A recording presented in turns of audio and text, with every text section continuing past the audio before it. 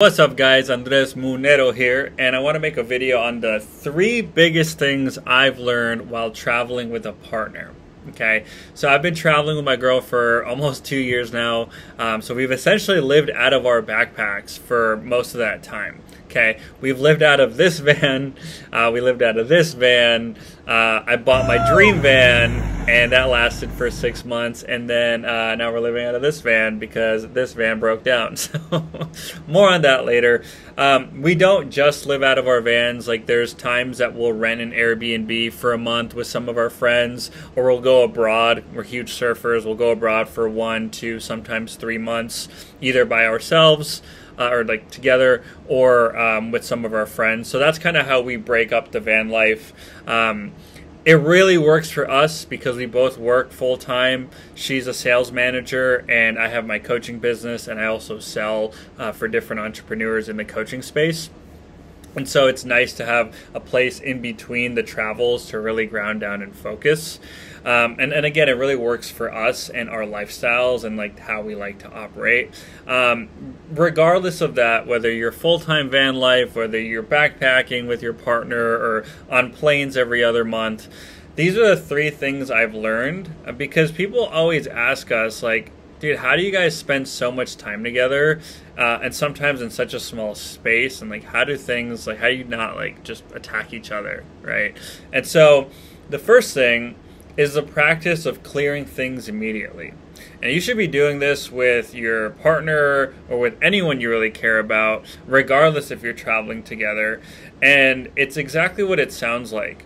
Like, think about when someone, whether it's your partner or someone else, said something, right? Maybe they said it kind of playful or kind of small, but kind of triggered you, kind of pissed you off a little bit.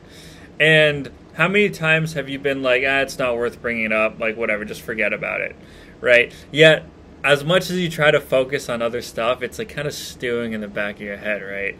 And then the little things build up, and then you just like unload on the other person, and then you're going through like your playbook of things that they did and to why you're now unloading on them, right? Now maybe that's an extreme example, but the act or the practice that when someone does something that bothers you even the slightest bit, practicing to be like, hey, can I clear something with you? And more importantly, especially when you're on the receiving end, is not defending yourself, is not giving pushback, because that's very poor communication practices of being like, yeah, what do you mean? I didn't mean that. Or no, like, you're taking things too seriously. Or why do you get your panties up in a bunch so much? And that will not serve you or the other person. It just shows that you don't care about them voicing their needs, right? So just really being open to what they're saying. And I'll give you an example. And this actually happened a couple days ago. My girl sometimes says like, when I'm trying to voice, I'm like, hey, I need that, or hey, pass me that. She's like, oh, you're fine, right? And it's really triggering to me, because to me, it sounds like she's saying that whatever I'm voicing isn't important enough for her to even listen to. Now, for her, she doesn't mean it like that. That's her way of saying like, hold on a minute, or not right now, right? I think of deflecting. But to me, it's really freaking triggering. Again, because it makes me feel like I'm voicing something that's important, but you're deflecting it as like it isn't. There's probably some deeper childhood trauma there about me like voicing something to my mom and her being like, no, you're fine. To be honest, right?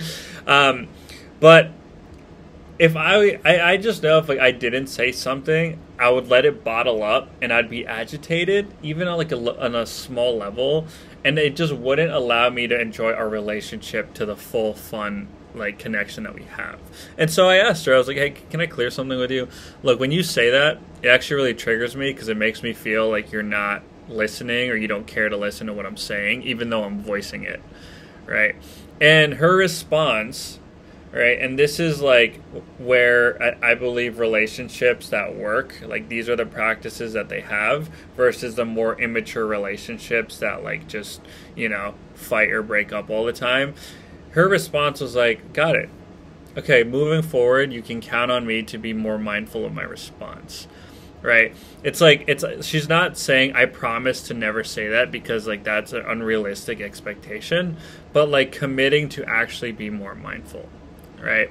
And an example on my end, right, was I think I said a word. I won't go into the specifics, but I think I said something that to me was just kind of, busting balls, playing around, but apparently it was like a deeper scar for her. And later she came up to me, I think like 20 minutes later, she was like, hey, can I clear with you? It's like, yeah, of course. She's like, that word that you said, I know you didn't mean it in a hurtful way, but my last partner, they used it in a hurtful way, and so like kind of really brings up my shit. And I was like, you know what? Of course, moving forward, you can count on me to be more selective of the words I use and be mindful that might hurt you, and I'll take it out of my vocabulary around you. Right? Instead of being like, oh, dude, I was just joking around. You get too serious. Like, I'll piss off. Right? And I'll be honest, like, that's the kind of guy I was years ago. I was like, oh, what the fuck? Come on, take it easy. But this practice specifically has been tremendous, especially when you're traveling and you're around your partner so much, because you don't need that buildup to be there. Okay? So that's the first. And we can go into that way more, but I don't want this video to be too long. Number 2 is boundaries and alone time. Okay, now this is from like a logistical side and like an inner work personal development side.